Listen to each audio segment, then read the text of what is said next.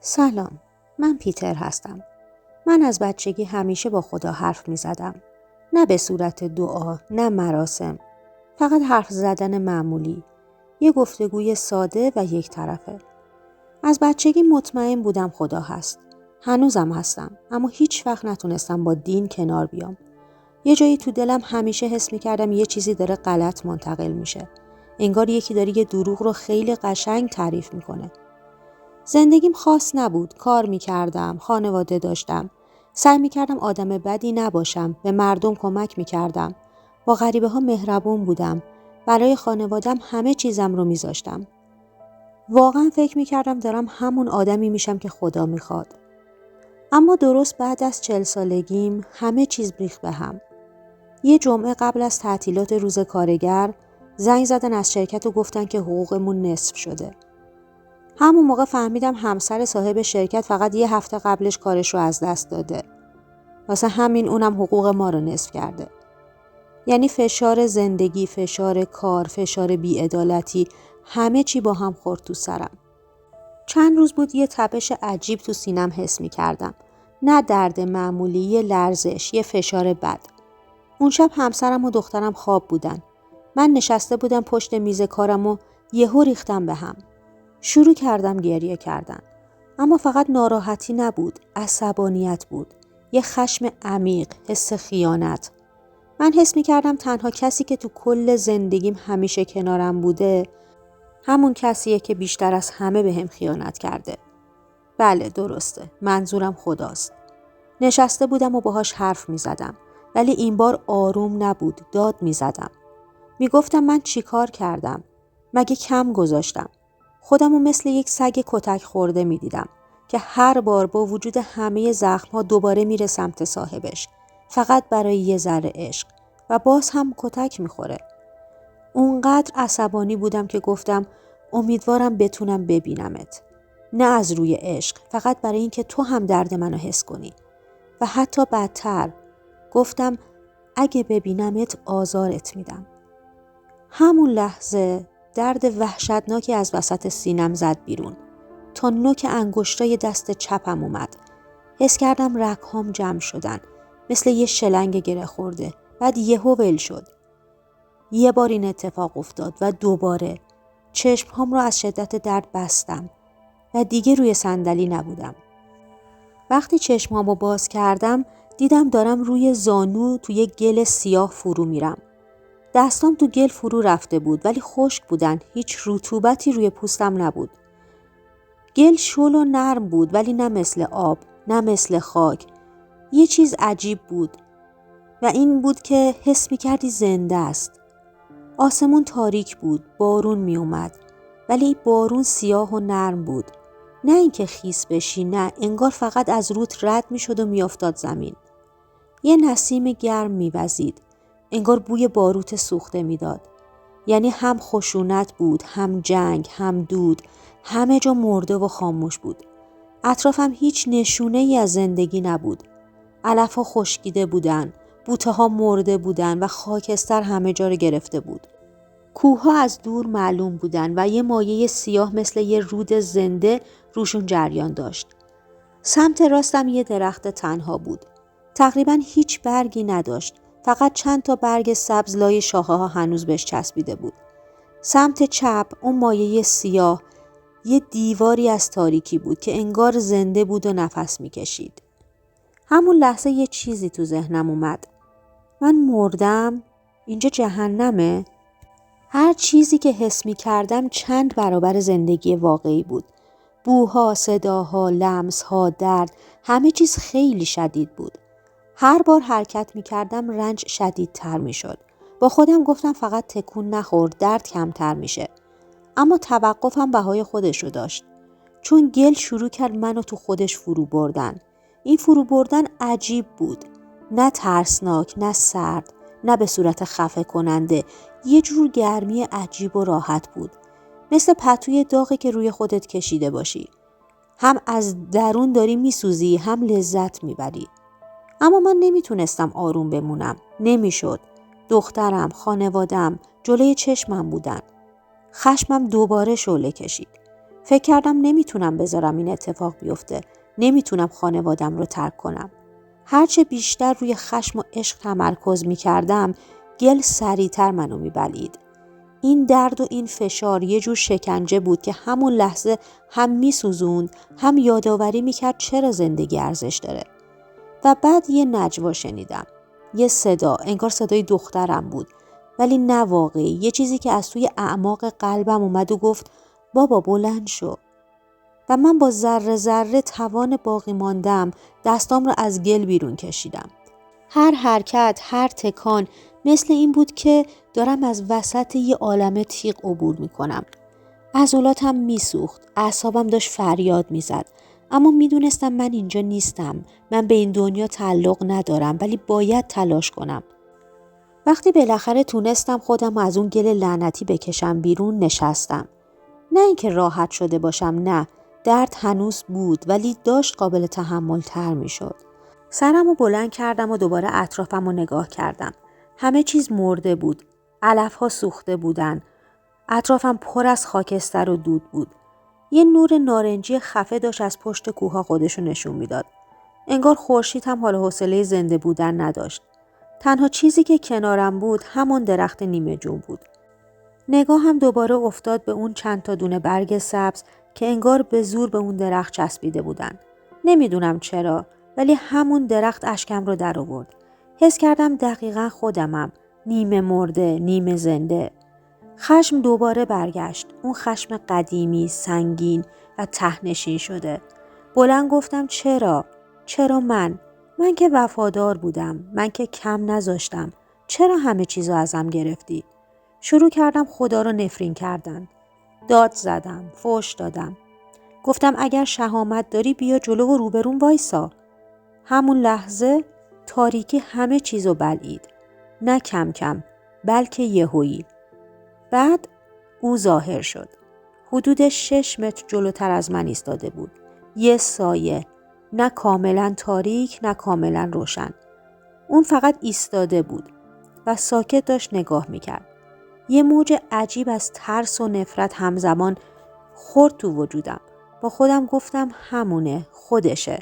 همون کسی که تمام عمر هم عاشقش بودم، هم الان ازش متنفرم. بلند شدم و به سمتش رفتم. هر قدم یه درد تازه بود، ولی جلو میرفتم. همینطور که راه میرفتم خاطرات زندگی مثل برق از جلوی چشمم رد میشدن. تمام خنده هام، گریه هام، عشق هایی که داده بودم، ترس هایی که بهم چیره شده بود. ولی یه چیز عجیب بود. اونقدرها هم نفرت توش نبود. یهو یاد بچگیم افتادم. وقتی گریه میکردم و میگفتم هیچ کس دوستم نداره. و همیشه یه صدای آروم، خیلی آروم توی دلم میگفت ولی من دوستت دارم. وقتی نزدیکتر شدم چهره سایه مشخص شد و اون لحظه مغزم قفل کرد. صورتش زخمی بود، کج و ماوج، به هم ریخته، انگار سالها درد کشیده، اما داشت لبخند میزد. و بدتر از همه این بود که چهرهش آشنا بود. اون لحظه فهمیدم و یه ضربه محکم تو وجودم خورد. من داشتم به خودم نگاه میکردم، به جسم خودم. قبل از اینکه چیزی بگم یه صدا اومد، سرد، محکم، بدون احساس. پاسخت 1 هست یا 6؟ گیج شدم، عصبانی شدم، ولی یه دفعه فهمیدم این اعداد چیان. انگار که یه نفر بهم الهام کنه. 1 و 6، خدا و ابلیس. با خودم گفتم یعنی کل زندگیم یه شرط بندی بوده؟ یعنی من فقط یه مهره بودم؟ یه حس وحشتناک اومد سراغم. حس یه بچه‌ای که وسط دعوای پدر و مادرش وایساده و هیچ کدوم رو نمیخواد از دست بده. با همون گیجی با خودم فکر کردم. 1 یعنی طرف خدا، 6 یعنی طرف تاریکی و ابلیس. ولی من نمیخواستم فقط یکی رو انتخاب کنم. نه برای خدا، نه برای ابلیس. میخواستم وسط باشم. از نفرت و قضاوت دور باشم. گفتم پاسخ من 1، اما نه فقط برای تو، برای هر دوی شما. من هیچ کدومتون رو محکوم نمی کنم. یعنی من وسط ایستادم. هر دو طرف رو پذیرفتم و خودم رو آزاد کردم. بعد اون صدا گفت درست گفتی، تبریک، تو داوری و داور خوبی هم هستی. این یعنی من خودم با انتخابم، با فهمم و با درکم از زندگی و اشتباه‌ها و درست و غلط خودم رو محک زدم و قضاوت کردم. هیچکس به من نگفت درست یا غلط. خودم تصمیم گرفتم و مسئولیتش رو هم پذیرفتم. همون لحظه زخم‌ها از روی صورتم، یا بهتر بگم از روی اون تصویر من، محو شدن. آرامش اومد، ولی فقط برای چند ثانیه. یک دفعه تاریکی از همه طرف هجوم آورد. نه یه تاریکی معمولی، یه چیزی زنده، خشمگین، گرسنه. حس کردم دارم کشیده میشم. نه با دست، بلکه با صدا. هزاران صدا، فریاد، ناله، گریه، صداهایی که انگار سالها تو گلوشون خفه شده بودن. منو پرت کردن توی آینه سیاه. نه اینکه تصویرم رو ببینم، بلکه انگار تمام وجودم شد تصویر. بعد آتش. از بیرون نبود، از درون بود. آتش همه وجودم رو گرفت. ترسیدم؟ نه، چون فهمیدم این آتش برای شکنجه نیست. این آتش داشت منو میشست. همه اون چیزایی که تو زندگیم با خودم حمل کرده بودم، حس گناه‌ها، قضاوت‌ها، نفرت‌ها، انتخاب‌های غلط، خشم‌ها، همه داشتن میسوختن. ولی درد داشت. دردش هم فرق میکرد. مثل وقتی که یک زخم قدیمی رو میشورن، چجوری میسوزه، ولی خودت میدونی که لازمه. کم کم صداها خاموش شدن. آتیش فروکش کرد و من کاملا سبک شدم. وقتی دوباره بودن رو حس کردم، دیدم اون طرف مرزم. من وسط یه چمنزار سبز بودم. یه سبز معمولی نبود، یه سبز زنده بود. آسمان کاملا آبی بود. روشن بود و آروم. همون درخت رو دیدم، ولی این بار پر از جوونه بود، پر از زندگی. بالاش یه پرنده شبیه شاهین بی حرکت معلق بود.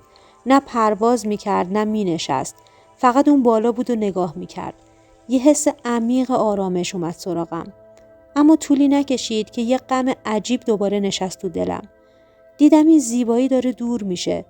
انگار بهش داشت ازم فاصله میگرفت و یه صدا اومد: چنان که بالا همان گونه پایین. وقتی اون جمله گفته شد، من نفهمیدم اول چی میخواد بگه، اما کم کم متوجه شدم و دوباره یه جوری بهم الهام شد که مفهوم این جمله چیه. اون یعنی همه چیز با هم ارتباط داره.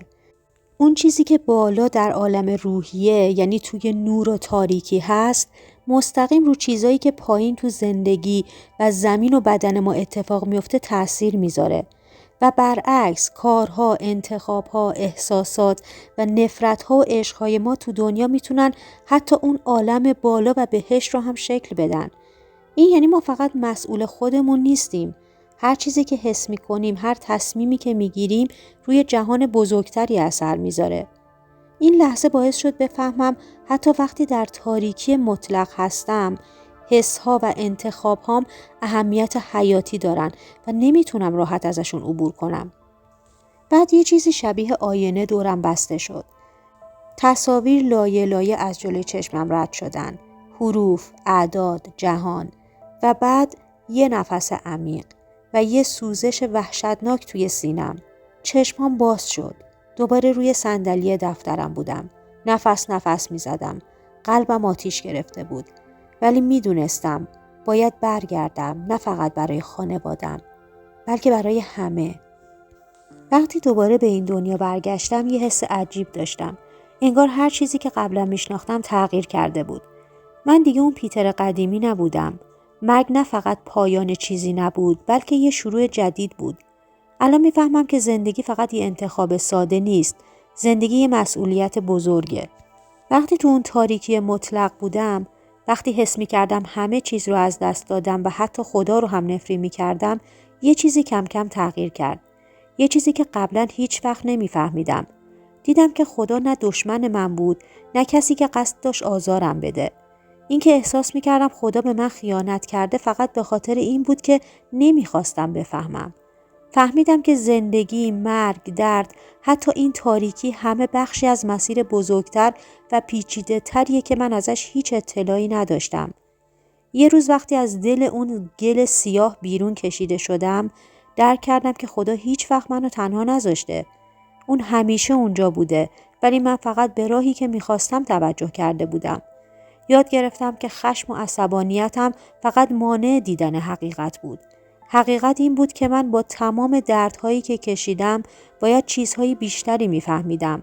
از خودم، از زندگی و از خدا. حالا دیگه نمیخوام از خدا دلگیر باشم.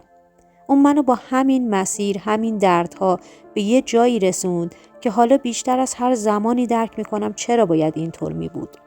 از این تجربه یاد گرفتم که باید از هر لحظه زندگیم استفاده کنم.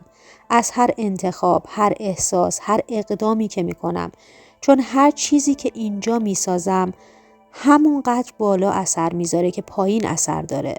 وقتی وارد اون دنیای تاریک شدم فکر کردم که یه پایان وحشتناکه. ولی حالا میفهمم اون لحظات درس‌های بزرگی بهم دادن. هیچ کس نمیتونه به جای من تصمیم بگیره. خدا، شیطان، هیچ کدوم. من باید خودم انتخاب کنم و خودم رو بسازم.